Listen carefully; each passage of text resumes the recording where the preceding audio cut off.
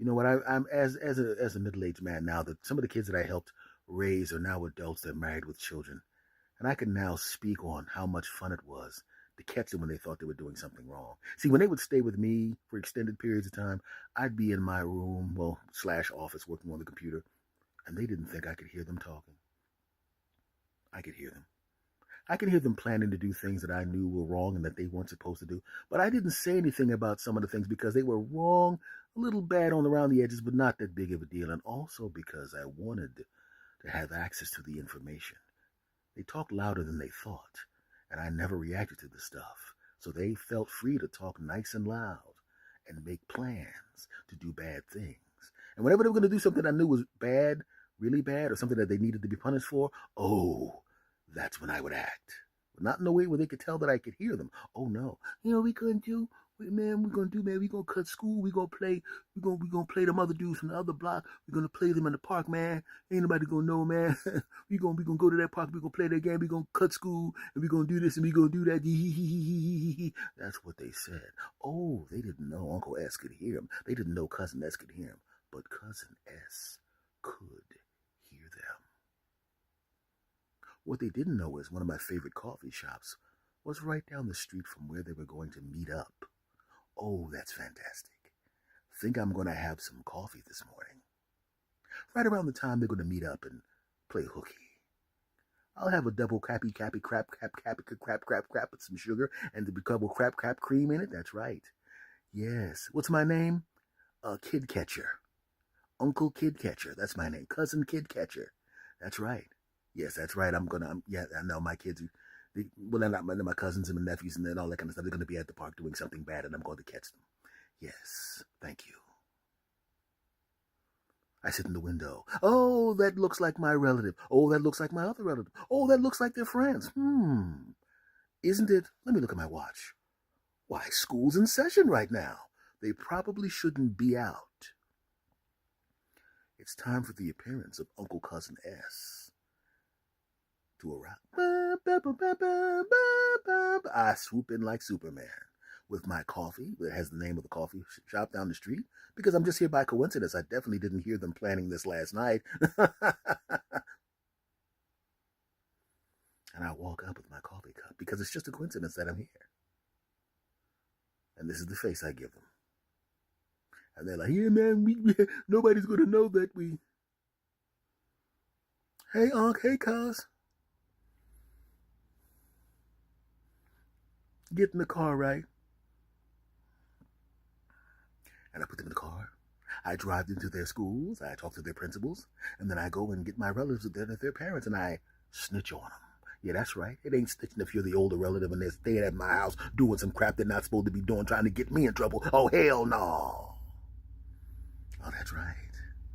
And I got away with that for a long period of time. I had to tell them as they were adults.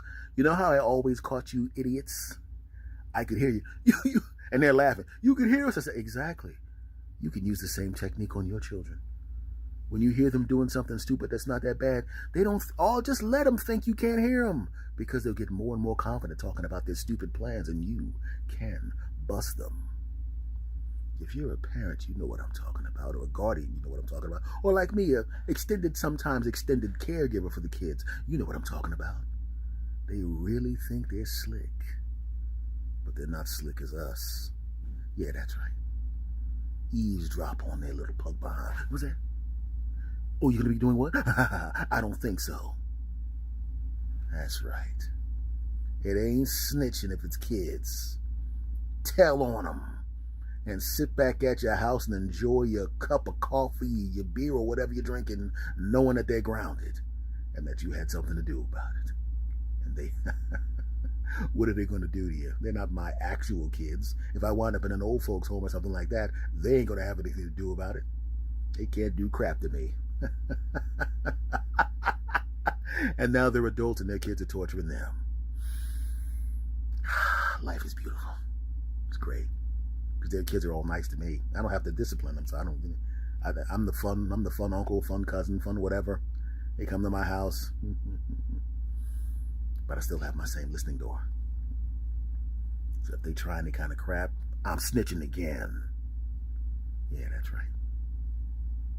Don't judge me. Let me see if you can relate to this. I'm going to talk about something that happened when I was in LA. I used to call this guy the LA attacker. Now, he didn't attack, he didn't beat you up, but he attacked you with help. He was an expert level at one type of repair, and he was okay at a whole bunch of different types of repair. Unfortunately, he wanted to help you with the stuff that he wasn't that good with.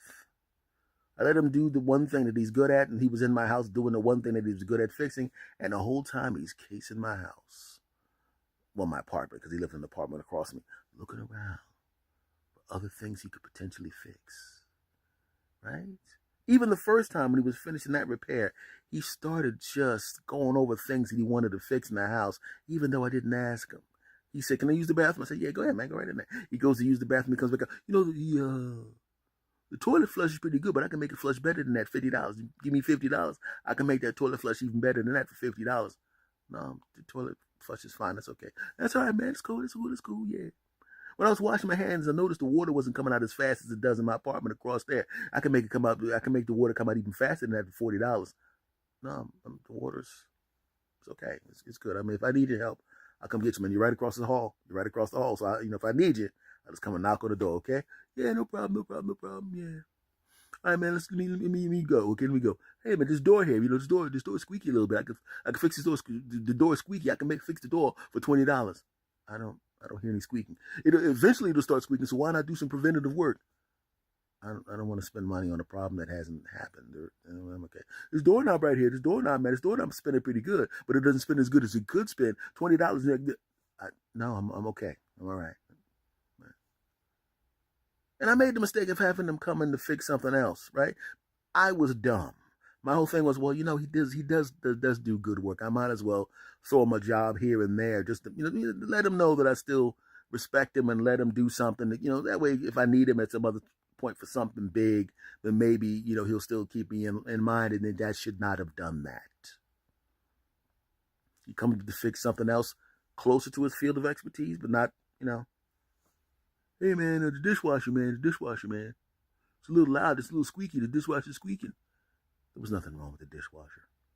Oh, let's go. The door in the dishwasher. See, I'm trying to figure out why he's touching the door in the dishwasher. He didn't come to fix that. Every time he came by.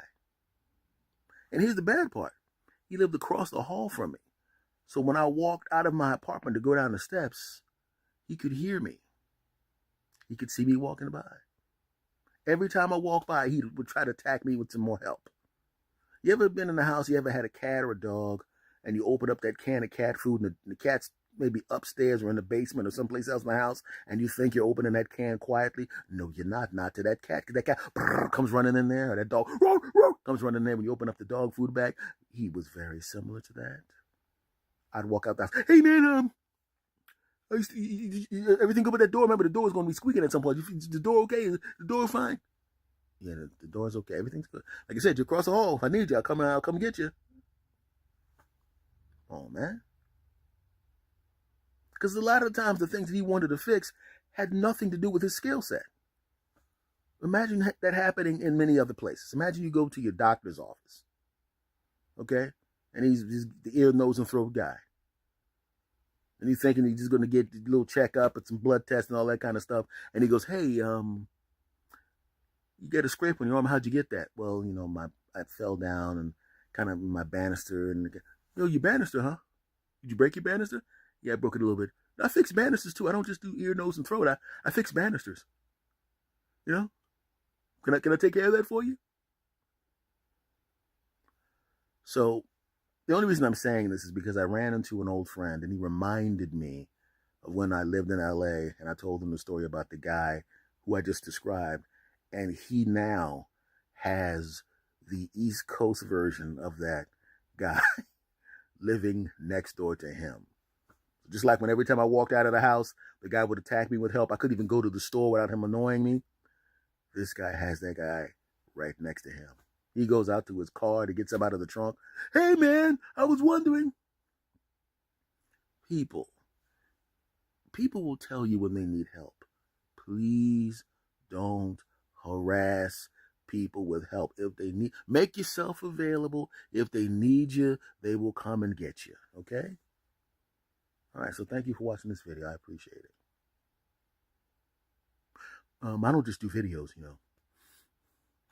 You need. Wait a minute, you right there, you right there. You need that shirt ironed? I can iron the shirt for you, $5.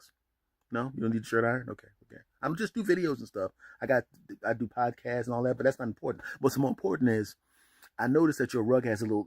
I'm good at vacuuming rugs. Can I vacuum your rug? Because I'm good at that too. And wait a minute, where you going? Look, I'm gonna tell you a quick story. My theory is you can't help everybody. You can try to help people, and sometimes when you help people, they're not exactly grateful.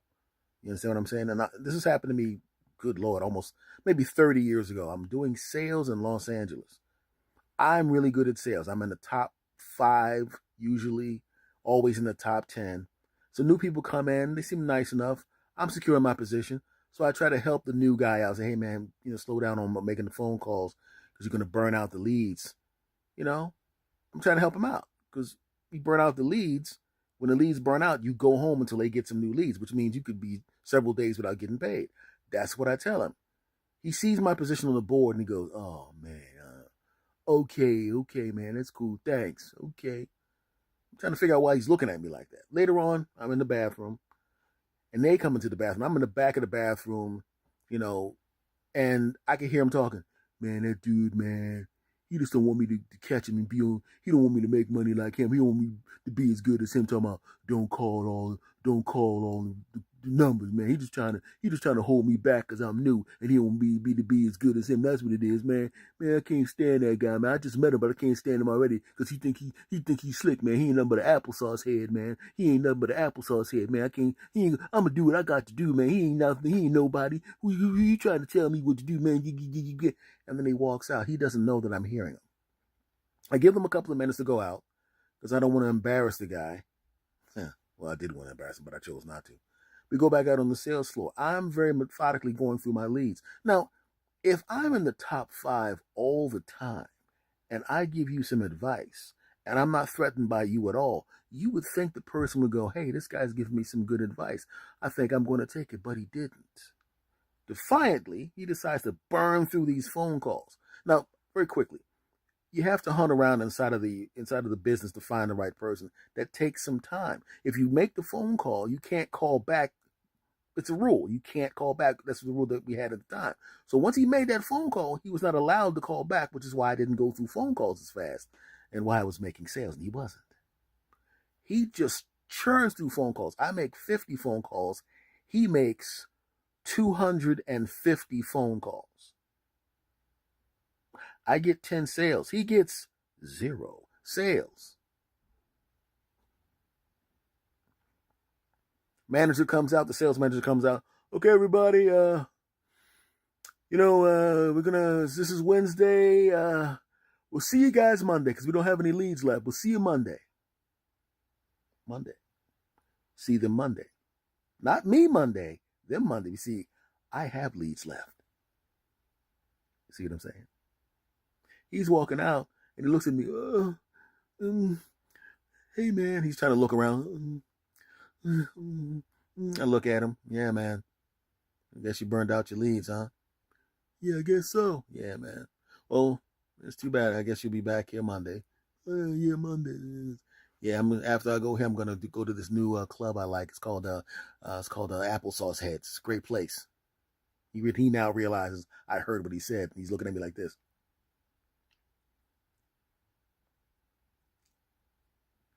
And then he slinks out. Had he listened to me, he would still be making phone calls and making money. I'm going to be there Thursday. I'm going to be there Friday. I'm going to be making money. He wasn't. I tried to help him, and he did not want the help. How many times has that happened to you?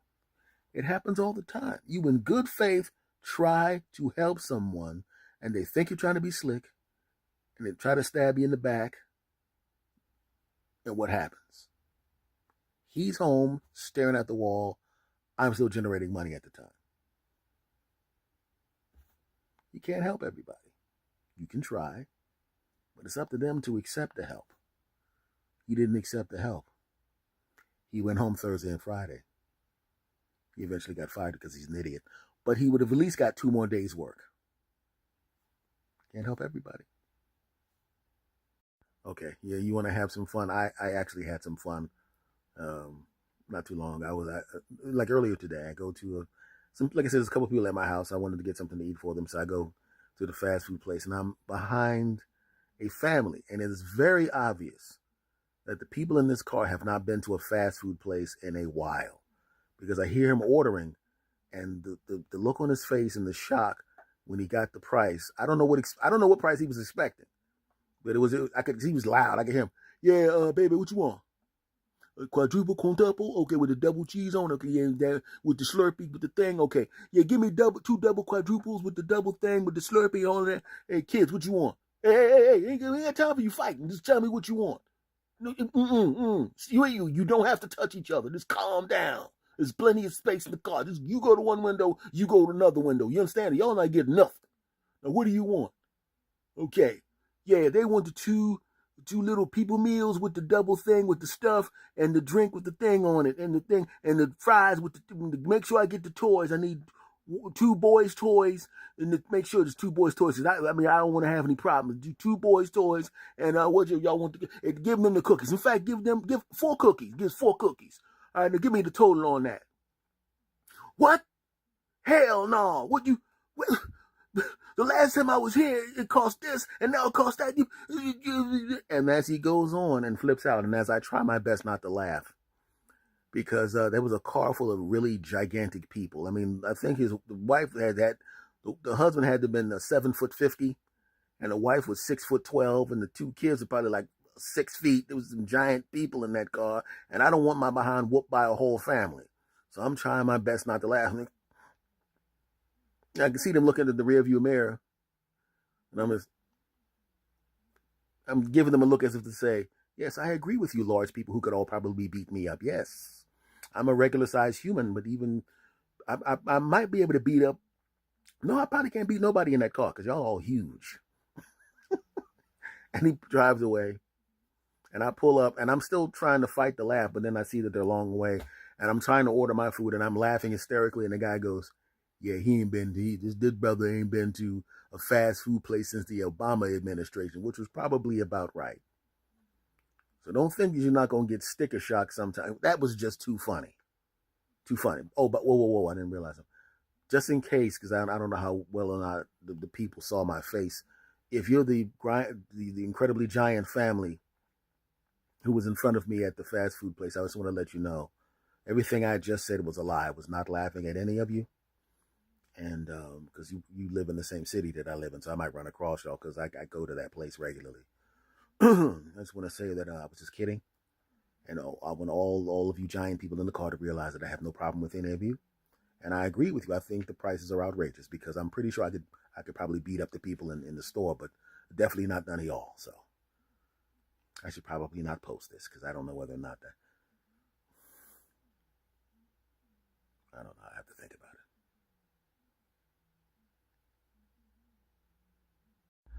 Okay, everybody, I want to talk to you about lying and technical lying. Those are 2 different things. In fact, that type of lie, technical lying, should have a different word for it because it's not really lying. It's not lying, right? Real lying, or lying, as I like to call it, is this.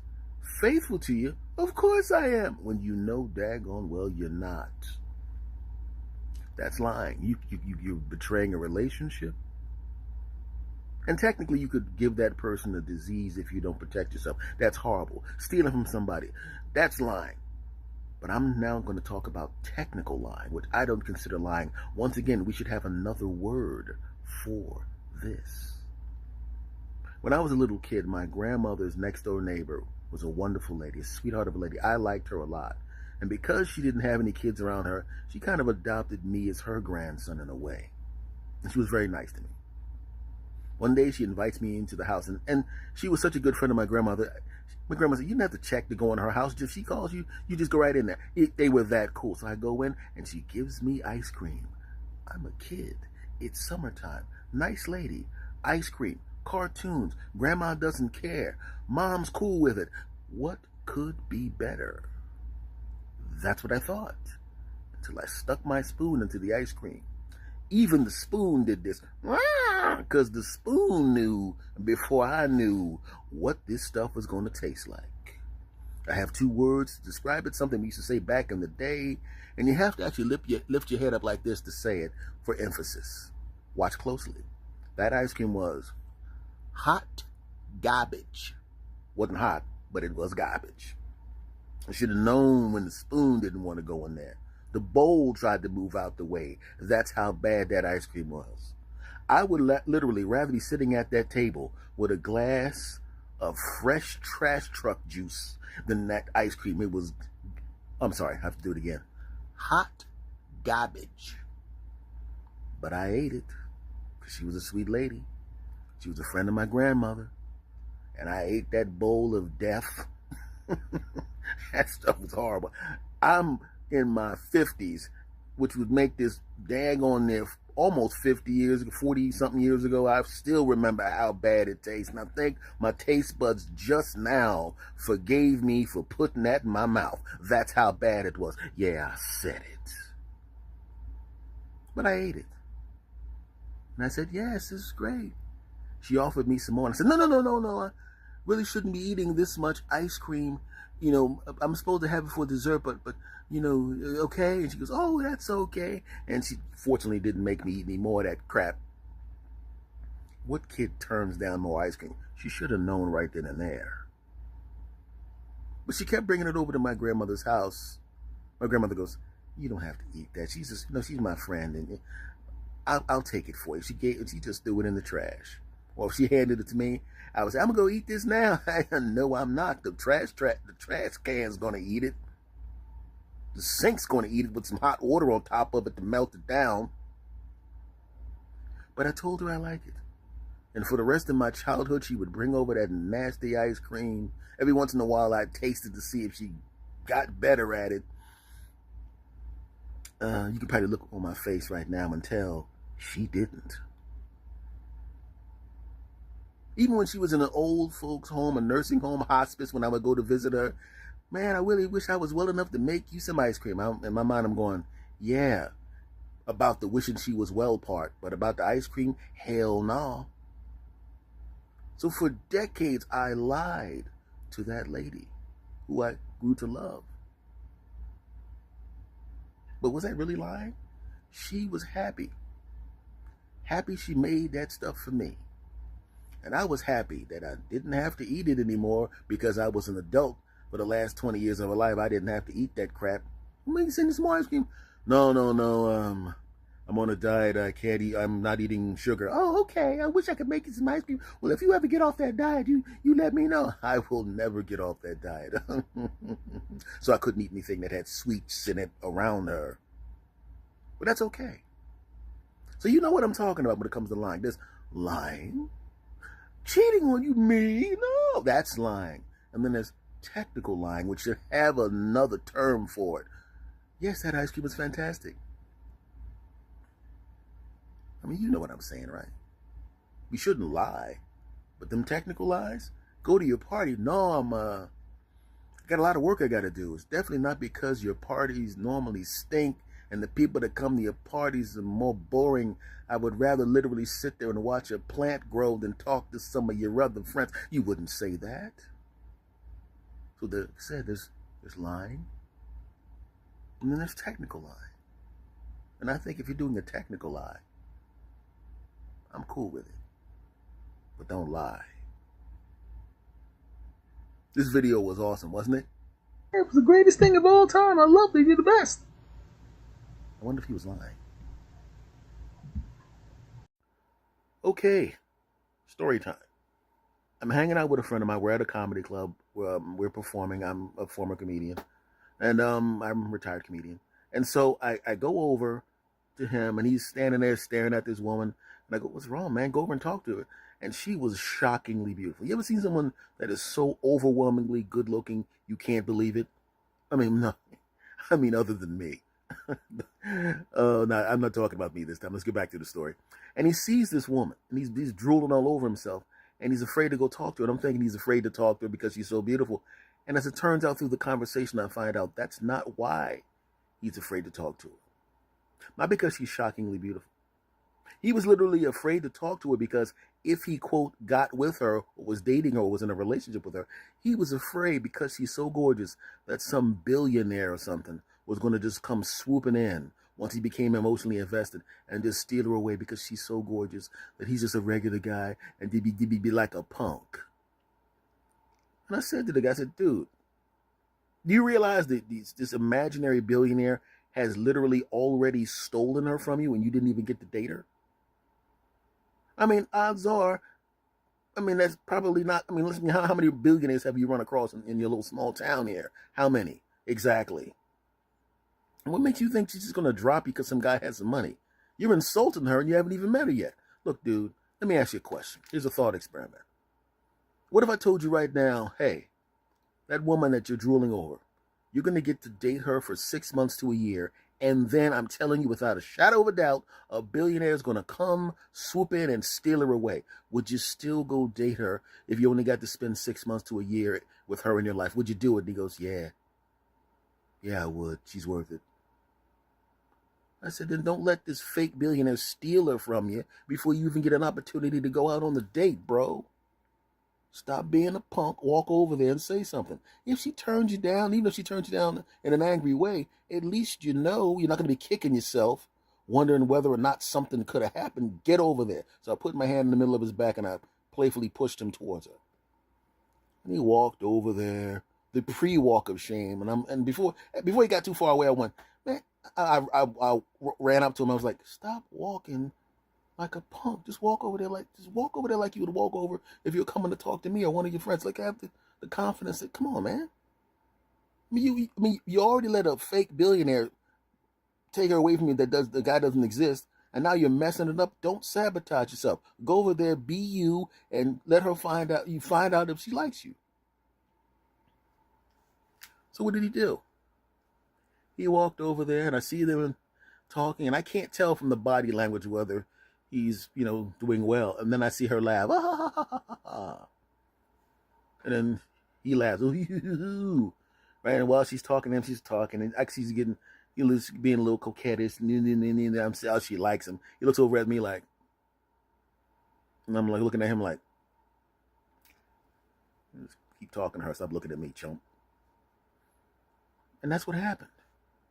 Sometimes people will literally talk themselves out of things.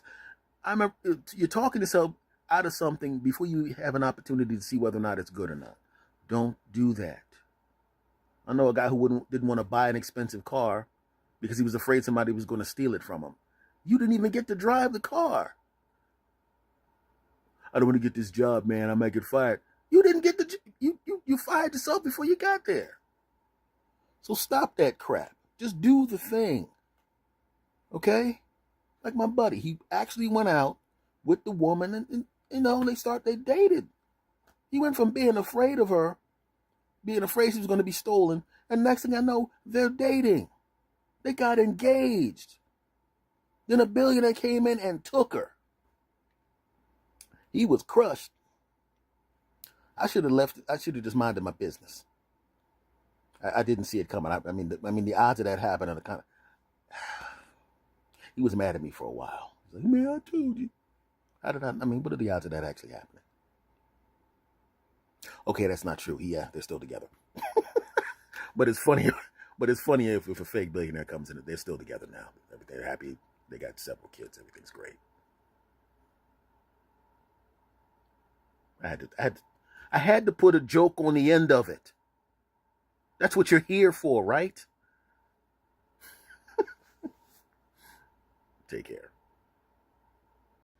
I often wonder what people feel like when they go from being an everyday 9-to-5 person like we are here, like most of us are, to being really, really rich, to being able to buy a luxury car, being able to buy some big mansion, being able to buy a boat and jets and go wherever you wanted to go. I wonder how great that feels. But then I started to think about it and I realized even though I'm not rich or even close to it, I'm just a regular person like everybody else, I remember what it was like to make a leap. And I imagine it kind of feel like that. Because I remember when I moved to Los Angeles, I didn't have any money. And at the time, this was like the 90s, early 90s, I think it was. And you would go to Burger King and McDonald's, and they all had whatever their signature hamburger is. I think McDonald's is the Big Mac and Burger King's is the Whopper. So they were close together, and they were selling their signature sandwich for $1. The Big Mac was $1, and the Whopper was $1. And they couldn't raise the prices because if they did, everybody would go to the other place. So they were locked in at $1. Oh, that was fantastic, especially for Mr. Brokey McBrokenstein, which was me, Brokey, right? And my buddy who was sharing an apartment with, just as broke as me, right? And we were used to buying the one hamburger, and they would give you a courtesy cup. And basically, I don't know if they still do that, but it was like a little paper cup, probably like 7 or 8 ounces, and they put water in it, put a little lid on it, courtesy cup. So you would go in there broke, and you would buy that hamburger broke, and you would get that courtesy cup broke, and you knew, okay, this will sustain me until the next time I come back and get another burger and another courtesy cup broke. Then I get my sales job and I move to a project where all of a sudden I'm making a pretty good living. I've now doubled my salary. Huh. Lifestyle change.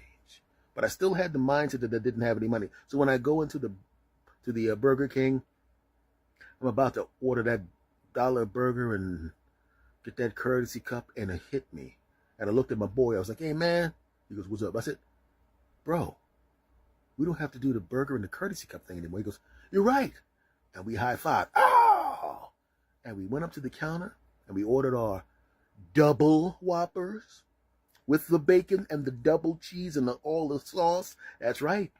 And the gigantic fries. Put the biggest fries you got. Whatever that is, I want that. Got the big soda, and we're not done yet. I want a pie. Make it 2. Oh, yeah. And I sat at the counter, remembering the week before, the last time I had come here, I had to have the courtesy cup and the little burger, and now I'm getting the double burger, large fries, the giant soda, 2 pies. I didn't even want the second pie. I just bought it because I could. And I'm eating it. And I'm realizing that after a few minutes, I realized normally I'd be getting up from the table and walking away, but I still have food because I ordered the large. Normally, I'd be done eating my French fries, but I'm not done now. Why? I still got French fries. Normally, I'd be done drinking my soda because, who am I kidding? I didn't have a soda. It was water. They wouldn't even give up any ice. But now I got ice and soda. Oh, yeah. As I'm finishing it up, I'm hearing the old school Superman theme song in my head. I could almost feel a cape flapping over my shoulders. Me and my friend high-fived each other. Bam! And all we did was order a meal from a fast food place. So if going from eating a regular burger and having a cup of water with no ice in it to just ordering a regular double burger meal with large fries, a soda, and 2 little slices of pie, I felt like $1 million. So imagine what these people must feel like going from working a 9-to-5 job or having a 9-to-5 salary like the rest of us, and all of a sudden becoming a millionaire. Imagine going from a millionaire and being able to have anything you want for the most part to being a billionaire and having everything you want, and not for the most part having anything you want. I wonder if that's what it feels like. I would like to find out. So if there's anyone out there who's a multi-billionaire, if you got a couple of $100 billion or something like that, I need you to do me a favor. I need you to give me at least $1 billion after taxes. You won't miss it. You got 200 of them. I'm just doing a social experiment. I'm not doing that because I want a free billion, because I'm above that. Does anybody think that's going to work? No, they won't buy that, will they? All right, well, let me finish up the story. Like I said, I'm going to try anyway. Shut up. Anyway, so if there's any billionaires out there who have multi-billions, just know that Mr. S. Anthony Thomas is trying to do a social experiment, and I think you should just give me $1 billion after taxes, and we'll see how it works out. It's not going to work, but who knows? It might be not just because they're billionaires doesn't mean they're not dopey. There might be a couple stupid billionaires out there, and I hope one of them, not that I think you guys are stupid, I hope one of them will give me a whole billion after taxes. And if they do, I'll share it with you. I'll give you at least a burger some big fries, a big soda, and I'll make it 3 pies for you.